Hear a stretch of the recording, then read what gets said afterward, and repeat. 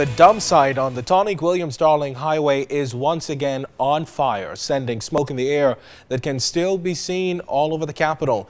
This time, 600 feet of debris is fueling the inferno and has recreated a familiar nuisance for area residents. Fire officials tell us the fire broke out around 1 o'clock this afternoon, and from the looks of things, fire and health officials may have a battle on their hands for many more hours to come. DA tractors emerged from the smoky backside of a huge fire, hoping to create the access points for firefighters and ultimate relief for weary area residents. The strategy that we've set up, which will permit the use of at least 8 heavy-duty machines, and that will assist us in terms of creating a fire break. From the air or from the ground, it was a spectacular sight, but the flames and the fumes only fueled the frustration of this area resident. Within 20 minutes, this thing had spread to 1,000 feet in the air. Somebody needs to control this dump. This dump is not being controlled. How frustrating is this? How frustrating is this for me? My son has asthma.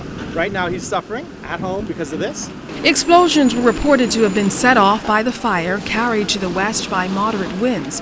Though a familiar sight at the western end of the dump, this eastern end fire, according to the Department of Environmental Health, would create a much more stubborn problem. It's difficult to outdam with water because there's so much oil and water don't mix, and so it's difficult to really try to outdam with just water. So we're just trying to isolate it and monitor it so it can burn itself out. But with some water, the pellets that are mixed with the tires, it'll be able to help soak it down. BEC officials say this dangling power line did cause a primary power disruption, but that an area power outage was not anticipated.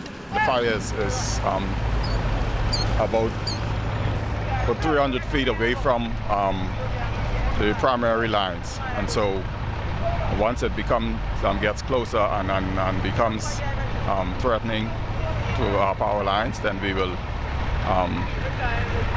move the power around to have a continuous supply of electricity. Now, just how long the fire will burn is unclear, but Rodin is hoping for someone's feet to be put to the fire.